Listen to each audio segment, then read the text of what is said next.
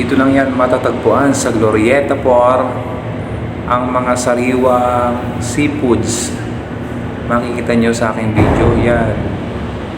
Napakasarap niyan, diba? Fresh na fresh. Yan oh, may sugpo. Yan, may lobster, diba? Sariwang sariwa. Ang kagandahan dito sa Glorieta Por, pag mapapasyal kayo dito, pwede kayo magpaluto dyan. Yan, yung sariwang isda, diba? Yan, may tuna, may salmon, tapos may karni, diba guys? Yan, makikita nyo, napakasarap niyan. Shout out kay Bobby Saino, yung nasa Laguna. Yan, shout out sa iyo, Dol.